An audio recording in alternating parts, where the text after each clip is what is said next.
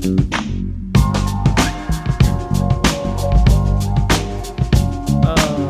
good times we have here. We're going to start at that camera, but I'm going to bring it to this camera. And hello, and welcome to Behind the Spires. I'm Ed, and this is... Hi guys, I'm Molly, and we are your friendly neighborhood city employee. Yes, come join us behind the Spires, where we will bring the business of Frederick forward, highlighting updates on Frederick's policies, projects, and you know what? Those events. Each week, we're bringing a special guest behind the Spires, and joining us today is a very, very special guest. We have Laila, the manager of arts and culture for the City of Frederick. Woo! She is the best, okay? We'll talk about current projects, how the city is mapping its cultural assets, and what the future looks like for creativity in our community. Yes, and if you're not watching us on video, catch our lovely mugs over here on YouTube, City of Frederick, Maryland. Of course, you can also listen to us on Spotify, Apple Podcasts, Amazon, and other podcasting services. Yes, and we have an update from the city's Housing and Human Services Department before our commercial break. So, are you looking to buy your first home, facing challenges with your mortgage or rent? The City of Frederick is here to help. I feel like you should say that like a commercial. Looking to buy your first home? Yep. Facing challenges with your mortgage or rent? Yes. Yes. We have 2 HUD-certified housing counselors offering free one-on-one guidance for residents. Ooh. Whether you're planning to purchase a home, facing foreclosure, navigating rental issues, or just need help improving your credit, our counselors are your go-to resource. Really good resource, sounds like. Great resources, 2 of them. They provide expert support on everything from budgeting and mortgage options to reverse mortgages and renter protections. Plus, they host homebuyer education classes designed specifically for first-time buyers. That's really good. Great resource. So don't go it alone. Connect with the city's housing counseling office to get the tools you need to move forward with confidence. So where can they go to learn more? They can visit frederickmd.gov/HCO to learn more. That's right. And you'll learn more after the break.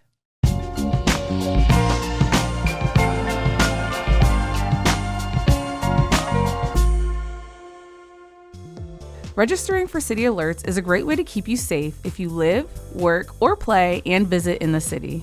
COF Alerts is the official City of Frederick emergency alert system that is designed to alert, warn, and notify residents and businesses of emergency situations. We use Frederick County government's Everbridge alert system to provide this critical service. You pick how we can reach you. You can receive alerts via text, email, and push notifications from Everbridge.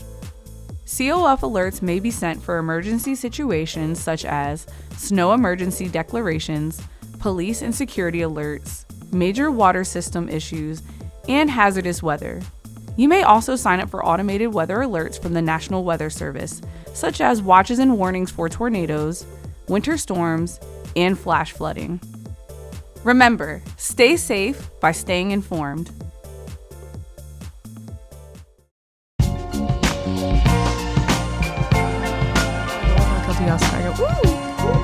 And welcome back. Welcome back, guys. We have with us our very own, very special Laila Jadallah. Ooh, you got the last name correct. Jadallah. I got nervous. So Laila is our manager of arts and culture with the city. Laila, thank you so much for joining us. For having me. I'm happy to be here. We're so happy you're here. Laila is our buddy up on the 3rd floor. Yes, so we see her all the time. But to kick things off, can you share a little bit about yourself and your role as the manager of the arts and culture at the City of Frederick? Yeah, sure. Thanks. I've been lucky. I've gotten to do a lot of different things in the arts throughout my career, which is now going on 16 years, I think. I started in exhibition management and assistant curating for major museum exhibitions, so working with different museums all over the country and some internationally to tour exhibitions. And then for several years, I was the director of a now 40-year-old studio arts nonprofit that served teens and adults who were interested in learning how to paint, draw, and sculpt. And I worked with the board of directors to really try to shift the institution to be a multicultural hub, which I think it is now, which is really wonderful to know. And so we tried to have reframe it to include a lot of equity efforts, and just make it more accessible to residents all over the city.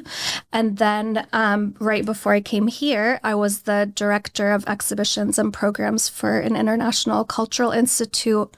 So we did a lot of international exchange through arts and culture, through exhibitions, programs, and different partnerships. And then I've gone to do just a lot of volunteering in the arts, serving on different boards or advisory boards, being a part of different networking groups, mentoring younger people in the arts, which is very meaningful, and also doing some curating and writing. So, yeah. Ooh, impressive. What is like the coolest international exhibit you've been to or seen or been involved in? Oof, that's a tough question because I try to see, obviously I go to Everything. any museum and everything I can when I travel.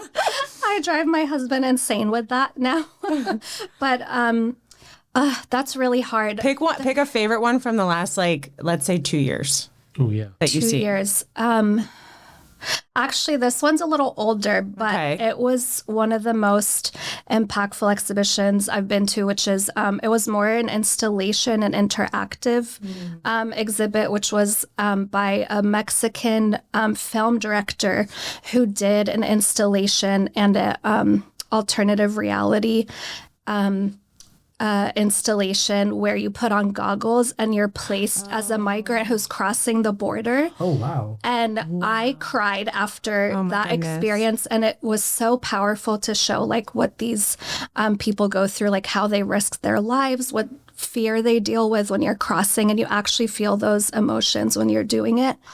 And they had an installation at the beginning, which was the shoes that have been found along borders or as people are crossing. So it's like children's shoes, adult shoes, and all of this stuff. And it just shows you how powerful arts and culture can be to engage people, to educate them, and all of that. So, but Oh my gosh. I've been lucky. I've gone to see a lot of really amazing shows and museums. I was in Egypt in December, and they opened their Grand Egyptian Museum, and I thought that was just incredible. Like the amount of artifacts they have is kind of insane, even when you think about how much is all over the world. Right. Because everyone has Yeah. a piece of Egypt somewhere, like, right? Like every Yeah, the city has an British, the Egyptian. Germans, Yes. Yeah. So it was still so impressive, and they did such a beautiful job, and you just can't get over how many objects they have that go back centuries. You know, it's pretty incredible. That's a bucket list for me. Yeah. Egypt. Yeah. But Egypt for sure. Egypt for sure. Yeah. yes. Yeah. How would you describe the role that arts and culture play in shaping the identity and everyday life for our city? That's such a great question. So arts and culture are everywhere, and I think more than people realize it. And unfortunately, historically, and even now, arts and culture often face budget cuts and a lack of support in, economically challenging times or shifting priorities for any administration at any level of government. Although all the data shows really the opposite of that and how much arts and culture contributes to our community. So I want to make sure I get my figures right, but there's so many organizations like the National Endowment for the Arts historically, the Bureau for Labor Statistics, Americans for the Arts, University of Pennsylvania, Urban Institute. All these institutions and many more have done so much research to really try to quantify and qualify the value of arts in our communities. So it touches everything from health to obviously economic benefits to creating a sense of place for people. And that's such an important role that arts and culture plays that people often kind of just take advantage of. If you live in an art-friendly city, it's there. And I don't think you feel that difference unless you go somewhere that's not as art-friendly. Mm-hmm. Economically, the arts have contributed over $1 trillion to the GDP. That was the last figure published by the NEA and the Bureau of Labor Statistics in 2023. And in Maryland alone, it contributed over $13 billion to our economy, the arts and culture production did, and it employed nearly 90,000 people in the state. So it's a pretty large part, if you think about it, of our state economy and national economy. And approximately 43% of Marylanders attended live performances in 2023, and about half that attended art exhibitions. So I think those are pretty impressive figures. And Frederick has been named one of the most vibrant art cities in the nation last year by Data Arts, which does a lot of data collection on arts and culture. And so it ranked number 9 out of 40. Wow. Which is pretty impressive. So I think that shows how important the arts are for Frederick and statewide and nationwide as well. I was going to ask if Frederick was considered an art-friendly city, but that just, we are. And it's been voted that before, I believe, as well. That's awesome. Yeah, it honestly feels like it is. Yeah, it's cool and artsy and all that. Yeah. So you mentioned about like the piece of art that really impacted you. Can you share a time where you saw the impact of art really resonate with this community, or either like a community group or a specific member of the community? Sure. This one is not art specific, but they do have some art related programs, which was the opening of the groundbreaking for the African American Heritage Center. That is shows you a couple of things, which is one, how involved city residents and community groups are in contributing to the cultural fabric of the city. That's a long overdue space for African American history and culture. And Arch, who's been leading that effort, along with other partners that are supporting it, including the city, to bring a space like that in the city is pretty incredible. And the groundbreaking was so just so special to be a part of and to witness to see state and city leaders, their county leaders, and just how many community members get behind initiatives like that and future spaces like that. So I think that that's just one example of many where you really see how important arts and culture spaces are for the city. Yeah, that day was probably like in my top 5, like working with the city so far. Everyone came away from that day just being like, wow. Yeah. It really was impactful. Yeah. I was like, this was a day where I just felt like that's why you do a job like this, because that's how impactful you see and why, it's such a privilege to be in a position like this, because you can really try to get behind and try to support in any way you can these kinds of initiatives to come to life. Now, we've launched some great art initiatives in the city. Can you tell us about some current priorities for the department? Yes, we have many. Yes. Being a new department, it's, how new is the department? It's a little over a year old. Okay, so very new. It's a baby. Yeah, a little baby. Yes. Okay. But it's been in the works for a long time. Okay. And that's thanks to former members of the Public Art Commission who were really pushing the need for a position like this. And then obviously city leadership for believing that it's important for that. So it was a long time coming. So again, it's such a privilege to be in the position. But priority-wise, we are really trying to move forward with a lot of strategic policies and programs that support arts and culture across the city. So I spent most of my first year, definitely the first 6 months, just meeting people, talking to them, trying to get an understanding of the layout, and then slowly rolling out some programs that we could, with the resources we have, to try to gather more data. I always feel like data is so important when you're trying to build a case for something. Right. So we are working right now with the city leadership to develop and implement a public art work plan. We have retained a public art conservator who's going to help us assess the status of all the wonderful public art that has been created by the city, or much of it donated to the city over the years, to make sure we're good stewards of it, which is a really important part of a strong public art and arts and culture program. And then we are hoping to kick off some more robust community engagement programs to really take a lot of the anecdotal data I've received through individual or group meetings with artists and community organizations into real data that can feed into future policy and program development. So how do you decide like what public art to install when you're like planning? Do you like pull members of the community? Like how do you go about that? So as we know, public art is such a big part of our city. Right. And I think anyone who walks down Carroll Creek Park really knows the value of public art in this city. And how much it is so valuable to a city. It removes economic barriers for arts access. It creates a sense of place. It creates a welcoming and positive environment and can contribute to health. So it's very important to consider where public art is installed.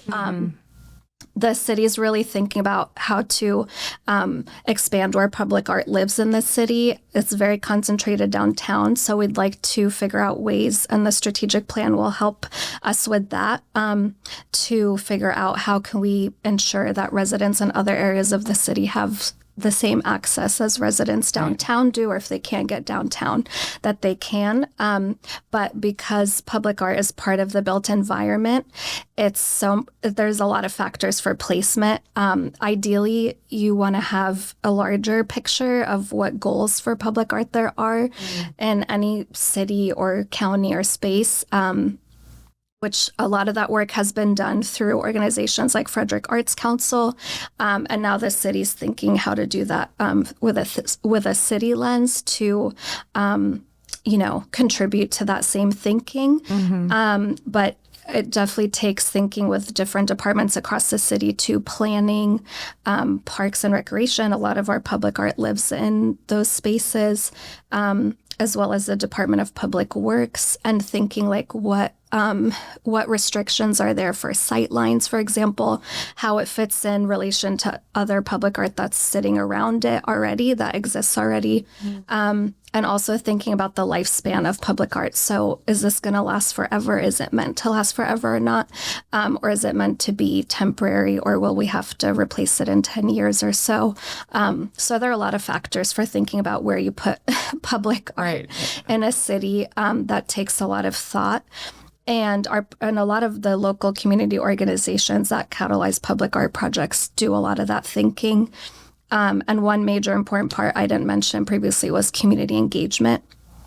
It really helps to get community engagement at different stages for ensuring that there's community buy-in, listening to what perspectives they have, and that contributing to what kind of public art lives in certain spaces and where as well. And you mentioned Parks and Recreation, so I want to give a shout out to Jamie, who just did her mural at the, is it Thomas Baker? I never know Edward Thomas. It's the pool in Baker Park. Yeah.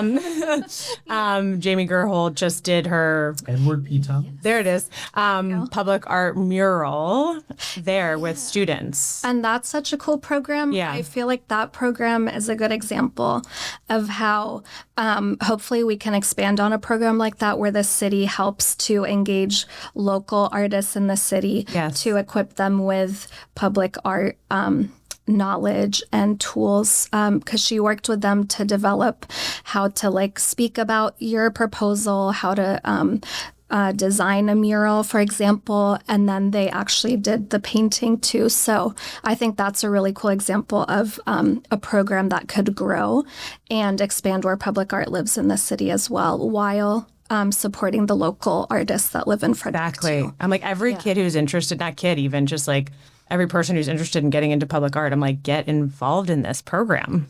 Yeah, exactly. Yes. And they're planning to do it again, I believe, in the summer. Oh, fall. Good. Oh, nice. So, yes. Now, is there an upcoming piece of public art that you're especially excited about or proud of? If nothing you can say yet, is there anything recent? Yeah, that's a good question. So the city, we have been lucky that local organizations have been working to catalyze a lot of public art projects with city support, as opposed to it being a city-funded project. The city provides other resources. 7th Street Fountain redesign is a really good one that's going to be coming up. We've had a lot of really meaningful public art public art projects that have been launched and installed over the past few years. But I think 7th Street Fountain, I know, is one that they've been working on for years. It's a partnership with Downtown Frederick Partnership, Osherman Foundation, a lot of different stakeholders. Arch is also a stakeholder, and then, of course, the city. So I think those are really great projects because they show how collaboration really can help move projects forward.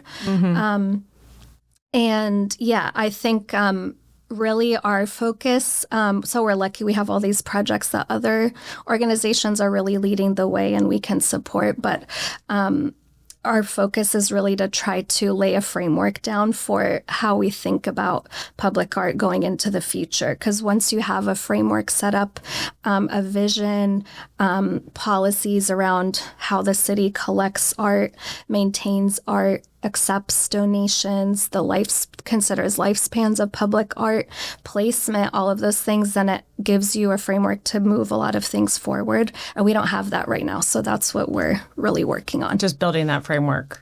Yeah. So talk to us about the cultural asset map and that project, because that's a really cool project. Yeah, thank you so much. Yes. That is one you're supporting a lot as well as our IT. I've never heard of it. But the cultural asset mapping initiative is something a lot of other cities have done. So we've been lucky to be in our position because I can connect with colleagues all over the country and get their feedback on what was successful, challenging or not for initiatives like that.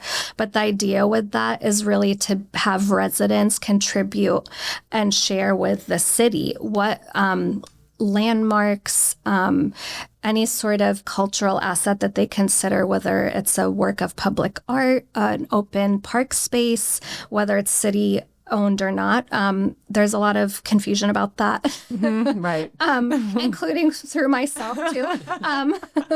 But just kind of identifying these spaces that are utilized for arts and culture, or they think could be a future site for some kind of arts and culture engagement, either through public art or creative placemaking, for example. So it's a really good way to see. It's like a good data collection, basically, what is important to residents all across the city. And we're gathering that data and putting it into an interactive map that that through a legend kind of shares like these big buckets. It's like performing arts venues, visual arts venues, public art, etc. And that data helps us see like, oh, where are there holes? Where should we focus our energy? What's important to residents that they want to see preserved in the future? And that's really the goal with the Cultural Asset Mapping Initiative. And we really are trying to continue to find ways to have residents engaged in that process. And so it can like inform policy of like, okay, where are we going to put the next piece of public art? Yeah. And also it can just like help tourism too, and like visitors and residents, because they can be like, hey, I want to know like where a studio space is, and they can go and like filter and be like, oh, there's one down my block and I had no idea or whatever. Yes, exactly. I love it. So it will live on our Arts and Culture Department page on the city's website, and serve as a resource, and hopefully we'll be able to continue to keep updating it. Yeah. So it's not just something that becomes a static thing. Right. But that keeps serving as a resource for residents. Yeah. To your point. I love it. Now, how can residents, artists, and cultural organizations get involved with mapping efforts? That's a great question. Thank you so much for asking that. Because we have had an online survey up since the fall, and we had a lot of good input at the beginning, and then it's sort of died down. But it's still up there for residents to contribute to. But the next step, which we've only done one workshop so far with a community partner, East Frederick Rising, in the fall as well. It was either in the fall or early this year. But is to reach out to me and say, I want to do an in-person cultural asset mapping workshop with the city. Because I feel like working with local community partners is so important, because they already know the neighborhood, they have the connections, they can help you. I learned so much through that first cultural asset mapping workshop with East Frederick Rising about more of the history of the east side of Frederick, and what places they thought were important that I wouldn't know just from, being in my office or even through meetings. Really, there was a lot of knowledge that I gained from that. So that's why we want to work with different community organizations or even residents that want to do a workshop in their neighborhood. So that's the goal, is to try to organize more of these workshops across the whole city. That way we have a really complete map that represents the city and its residents and what places they feel are important to them. So how can, how does your office support local artists? Like, what resources does the city offer, if any? And I know your office is just a year, so we may have things that we want to do in the future, but what are those resources for local artists? Yeah, that's a good question. I mean, I wish I could say that there were more resources that we offered, but hopefully that's the goal of, strategic planning and thinking what innovative policies we can introduce in the city. But I try to obviously listen to anyone in the arts and culture space or any resident that has feedback about arts and culture in the city and think through how we can help them. I have been serving more as a resource for people who want city support for things they want to organize and how to help them navigate that process. It's still a lot in development. I think we are lucky, again, in Frederick, we have a very robust group of nonprofit organizations, foundations, all these spaces that offer a lot of resources to local residents who live in Frederick as well as statewide. So I think in that sense that we're very lucky that there's these other existing frameworks, and hopefully we can be another contributor to that. The city does offer, community promotion grants to nonprofit organizations in the city, and one of the focus areas is the arts, so there's that. But hopefully there's more robust permits. We can make permitting easier for people who want to organize a cultural event, for example. Hopefully have some of these more public art training programs, different kinds of ways that we could serve as a resource. Or, it's just been interesting to look at what other cities are doing to try to keep their cities affordable for artists. And so that's the kind of stuff that we're looking at too. Yeah, you're a connector. Connect the people to the right places. I try. And organizations. Malcolm Gladwell says that's the most important person to be. So, well, to kind of wrap things up here before we get to our trivia. Oh, quick round trivia. I forgot to prepare for that. Now I'm scared. We'll give you one easy question to lead into that. No, we won't. Looking ahead, what's your vision for the future of arts and culture in Frederick within the 5 to 10 years? Yeah, it's not all entirely up to me, but I definitely think that Frederick is so well positioned to be a regional hub for arts and culture geographically between, Washington and Baltimore. We have, Frederick is an arts-friendly city and trying to make sure it stays that way. A lot of cities become unaffordable for artists, so I would love to find a way for us to stay affordable for artists to be able to live and thrive in the city because they contribute so much to it. But I think that there's a real opportunity to make Frederick a regional hub for the arts through both supporting local artists and things they want to do in local arts organizations, obviously, as well as bringing regional and national artists to the city, which places like the Weinberg do and other, spaces do that, but do that through programs like public art programs, for example, I think is great. But I am a big believer in community-led strategic planning because I think that helps with the long-term success of strategies and programs. And so I'm hoping that this process that we're starting to go through will help contribute to thinking, how do we really keep Frederick a wonderful arts-friendly city for decades to come, and a place people want to come just to see all the arts and culture that we have. Yeah. Andy, if you want to check things out, check out the new arts and culture page on the City of Frederick website. We'll down lower third. Yes, it's very exciting to have that. Like Thanks to Molly. Brand new page. Yay. Okay. So Laila, we're so happy that you're here, not just on our podcast, but at the city. Because you bring such a wealth of information and passion about art, and Frederick is so cool, and we want to like keep it cool and make sure that like artists are supported, and we've got like great public art because it is like a really cool city. Speaking of, Yeah. we got this behind us. Oh yeah. Oh, yeah. From the Art in City Hall, Yes. rotating exhibitions. Exactly. Yes. This is a work of art from our partner organization for our May and June exhibition, which is the Asian American Center of Frederick. So it's a painting by one of their community members. It's very And beautiful. We're excited to have it. If you aren't following us on YouTube or see us, take our word or visit the website because we have them up there as well. Okay, Laila, thank you so much for being with us today. But now it's time for Quick round trivia. Quick Round Trivia. Okay, while I was researching the Quick Round Trivia, you mentioned something because it was like Baltimore and DC in between. I didn't know that Artscape in Baltimore is the largest free arts festival in the country. Oh. Oh, wow. I went to like several different places to search that, and I was like, oh my gosh, that's so cool. So yeah, we are like a perfect hub to be right in between the two major cities. But Yes. the first question, don't be scared.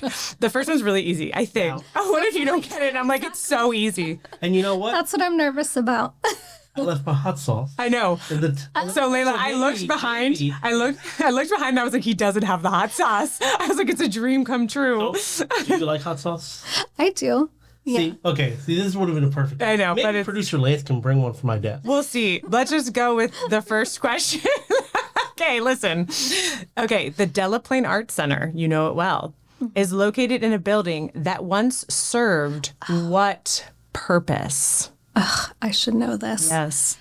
It was a factory Okay, what kind? of some sort.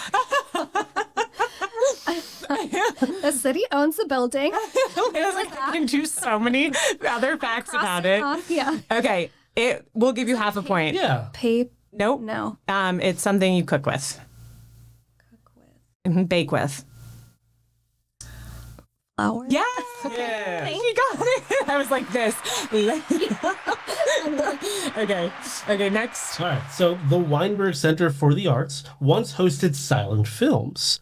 What They still do. That's true. Well, original. Yeah, but yes. What feature of the venue still pays tribute to that era and is celebrating its 100th birthday next year? Oh, they have an organ. Yeah. They use the silent films. And yeah, they're celebrating their 100th. So they are trying to fundraise to restore the organ as well, which we is still used. want to do. It's a 1926 Wurlitzer organ, and we want to help them do a telethon for it. Yes. Oh, yeah. Like an old That's school such a telethon. cool idea. I know. I want to do it so bad. Very It'll be a lot of fun. Yeah. Okay, you're 2 for 2 because you got to Flour Mill eventually. Okay, the Community Bridge mural in downtown Frederick is an example of which art technique? Oh, oh my gosh. William's going to kill me for not. You're on the French? Yes, it is French. You know exactly what it is. Yeah. I had to Google how to say it. Déolé. Yeah. Yeah. Close. Trompe-l'oeil, I think. Oh, yeah. Is how you say it. Yeah, that's not got what my that looks like at all. But it looks like what you said. Yeah. So 3 out of 3. Yay, Layla. That wasn't scary at all. Thank You you. knew it was gave French. me- I'm glad you gave me local questions and not. I thought you were going to ask me something from Oh, nationally or internationally, and I might not. next time you're on, we'll do that. We'll do like an Egyptian art thing. Oh. Wow. Okay, it's gonna be a- Sounds good. I'll prepare for that. It's going to be a theme. All right, Layla, thank you so much for being with us today. We hope you come back. I will. Thank you so much for having me. Welcome. Thank you for being here. And we will be right back.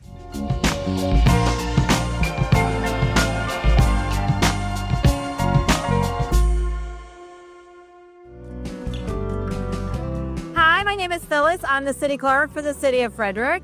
Hola a todos, mi nombre es Sara Brunal con el Departamento de Vivienda y Servicios Humanos. We're here to remind everyone that there is a city election this year.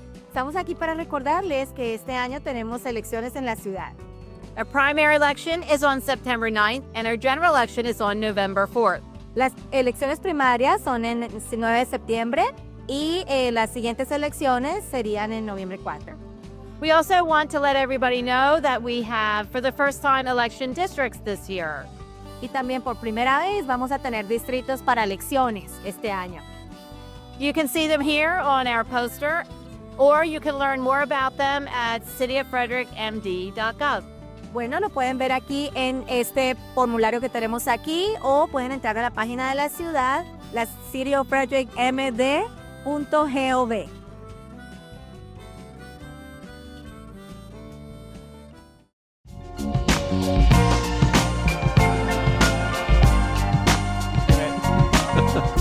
And we are back. We are back, guys. I love Laila. I love Laila too. And there was a little bit of a missing piece, would you say, Missing piece. in that interview Ooh. during the trivia? Ooh. Could it have been your hot sauce? It was my hot sauce. I just forgot to bring it. And Yeah. of course she likes hot sauce. Yeah. So that would have been a great opportunity. And you know what? What? I did ask Lance Yeah. if he could grab it. Yep. He grabbed one. He could not find a spoon. Yeah. So apparently I'm out of plastic spoons. And we're not having Laila, our manager of arts and culture, chug some hot sauce out the bottle. I mean, maybe she might have been down for it. We don't know. Well, We'll ask next time. we have a lot going on in the city, okay? So to help highlight some city, county, and downtown Frederick events, we created a page on our website where we list some information for residents. Mm-hmm. You can find that at frederickmd.gov/events. And so we're going to be updating that monthly. Monthly. And I do want to note that that's not every single thing in the city. Hopefully we'll get to a point where we have like every activity and event listed. But right now it's just some of the big ones that we're aware of. If Okay. you have any that you would like to add to that, please email us at Behind the Spires Yes. at cityoffrederickmd.gov. Yes. Okay, what else do we got going on? Alive at 5 Yay! is back every Thursday at Carroll Creek, 5 to 8 p.m. I believe it's $6. Very affordable. Yes. Celebrate Frederick presents the summer concert series, which that'll appear every Sunday at 7 p.m. at the Baker Park Band Shell. Amazing. And of course, the pools, Splishy Splash, are now open for summer. Splishy splash. Okay, guys, the Edward P. Thomas Pool is in Baker Park, and the William R. Diggs is at Mullenix Park, and both are open. Aqua fitness classes will be offered at Diggs in the shallow water and the Thomas Pool in the deep water. That sounds fun. Very exciting. So how do the folks get in touch with us? Well, you can email us at behindthespires@cityoffrederickmd.gov. Behind the Spires at cityoffrederickmd.gov. And we already said it before, so that's good. And we said it before, but it's behindthespires@cityoffrederickmd.gov. Yes, we want to hear from you, what questions you have, who you'd like us to interview. Mhm. And yeah, so that's it. Yeah. I want everybody to remember to like and subscribe to us on Spotify, Apple, Amazon, and YouTube. Mm-hmm. But before we dip on back behind the Spires, we ask just one teeny tiny little favor. Mm-hmm. You tell your friends about your time here with us. And if you get a chance, a simple 5-star review. Yep. You can do that right in your podcasting app. And if your app doesn't have that for some weird reason, just hit like and subscribe. Yeah, very easy. Very Your support helps us grow, and we really appreciate it. Absolutely. So thank you for hanging out behind the Spires with us today. And remember, kindness costs us nothing. Everything. Ed or Mr. Rogers? Can tell.